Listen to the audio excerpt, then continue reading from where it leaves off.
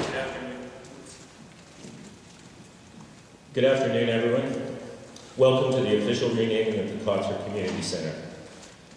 I'd like to take a moment just to introduce my fellow stage guests and the attending dignitaries. Mayor Hazel McCallion. And I just realized that there's something I need to do. So I'm going back inside St. Joseph's Church in Cawthra, Hawaii, Maui.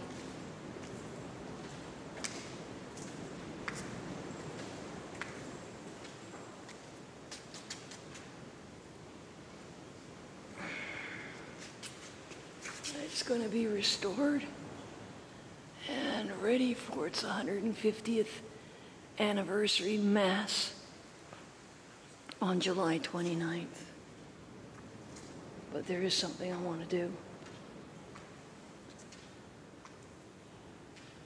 And I'm going to step back just a bit.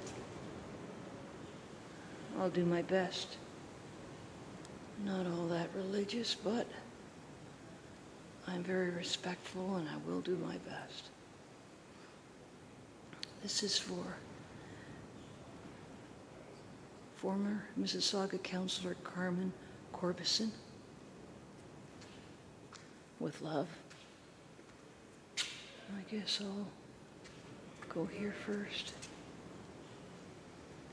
Our Father, who art in heaven, hallowed be thy name. Thy kingdom come, thy will be done, on earth as it is in heaven. Give us this day our daily bread, and forgive us our trespasses, as we forgive those who trespass against us.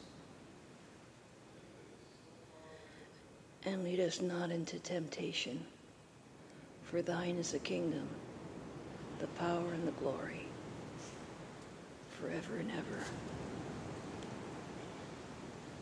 Amen. And for the record, I'm not all that good at forgiving trespasses. I concede that.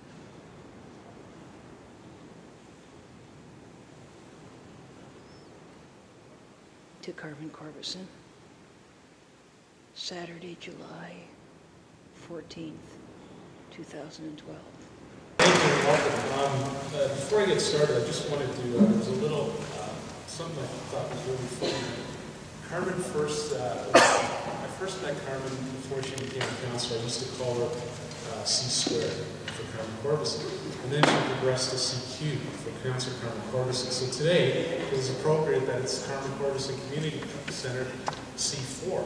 But just rest assured, I want to make sure that everybody knows if you ever hear me talking about C4, I'm talking about the community centre, not the explosives.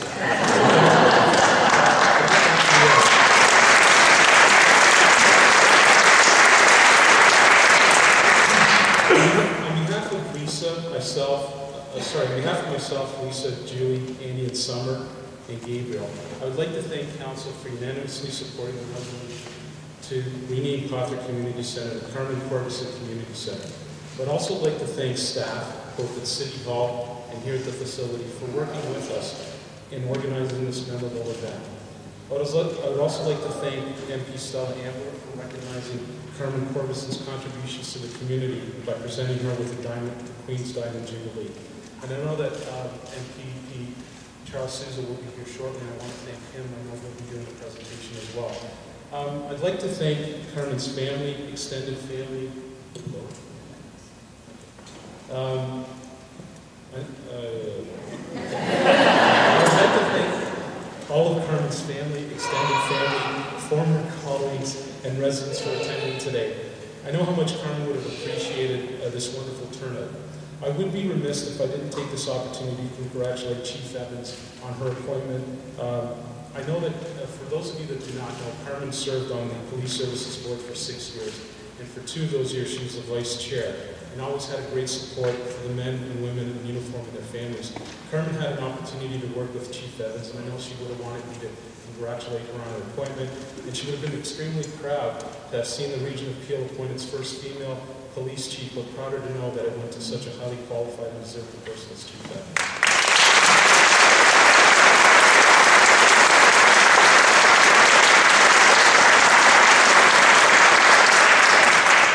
It is so fitting that today's ceremony is taking place in the Harold Kennedy Gymnasium, as Mayor McCowan stated. Carmen worked for 10 years for Harold as, I guess back then they were called secretaries, but I think Carmen was more of an executive assistant / part-time counselor.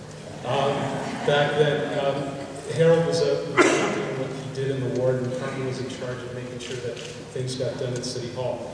Carmen always thought of Harold as a second dad, and when Carmen was struggling as a single mother, Harold was always there to support her. Carmen reciprocated that support in Harold's later years. It's appropriate that their names are forever linked together in a facility that serves the community just as they together serve the Wormwood community for all these years. I'd like to speak about Carmen Corbasson in person, not the councillor, even though in my opinion I think Carmen was the best councillor that the city had ever had. And all due respect.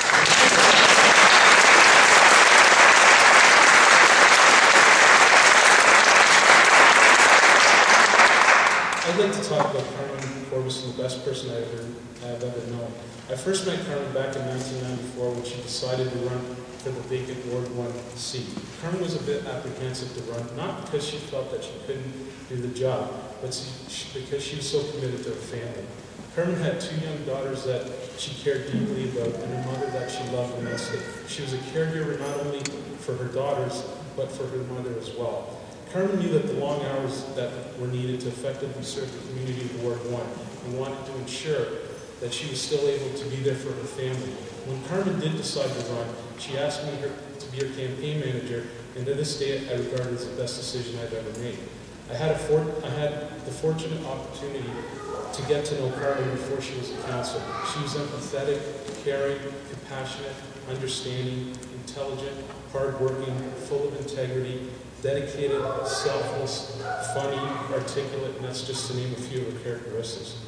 I remember the night of the first election after most everyone had left, and Carmen coming to me and giving me a hug and thanking me for helping her getting elected. And then she asked me, "Sebastian, what do I do now?" I responded, "What do you mean?" She said, "I never thought I would win. I ran because I knew how important it was to Harold that someone who knew the ward would follow in his footsteps. Now that I've won, where do I go from here?" I just told Carmen to be herself, knowing that Carmen's character would not allow her to be anything else but herself. Through her whole career as a councillor, she never swayed from who she was. She did not allow the job to define her. Instead, she defined the job by staying true to herself. There are people that enter our lives that we consider friends that seem only to be there to celebrate our successes and nowhere to be found during our struggles. Carmen was not one of those people. In fact, Carmen was around more in the times of our struggles as opposed to our successes. I remember the story that was told to me at the Brogue after Carmen's funeral service. There's an individual who was a constituent who had lived in Mississauga for 12 years and has diabetes. They mentioned that every time they spoke or saw Carmen, she would ask them how they were doing. They mentioned that their own family and lifelong friends would never inquire on how he was doing, but Carmen would. If you were sick, Carmen would call to see how you were doing. If you'd lost a family member, Carmen would call to see if there's anything you needed. If you had no place to go for dinner, she would invite you over, feed you, and then send a care package home with you. If you were struggling financially, Carmen would be there to offer money. Carmen would always remind you to call so-and-so because it was their birthday, or to call so-and-so because they achieved something, or to call so-and-so because they weren't doing well. As George Carlson said, she was a mother hen to everyone. Carmen understood that her job and her life was not about her. She was a selfless individual who gave in so many ways. As much as Carmen was driven to succeed, she never did it at the expense of her integrity, relationships, or beliefs. She never participated in slandering opponent's character, telling untruths. She would never make a disparaging remark about someone else's different opinion, but instead, she would see it as an opportunity to understand that person's perspective. She would always be open-minded and listen to everyone's opinion before she made a decision. She understood that she did not have all the answers, but by working together, it would lead to her making a better decision. Carmen always said that not only did you have to make the right decision, but you had to make the decision right. Carmen knew at the end of the day that her legacy was not based on how much money she had or how far she had climbed the ladder of success, but instead on how much she made this community a better place for all of us. There are two ways that I know of that you can get your name on a building. One is you can buy it, and the other is you can earn it, like Carmen did in making Ward 1 and Mississauga a better place.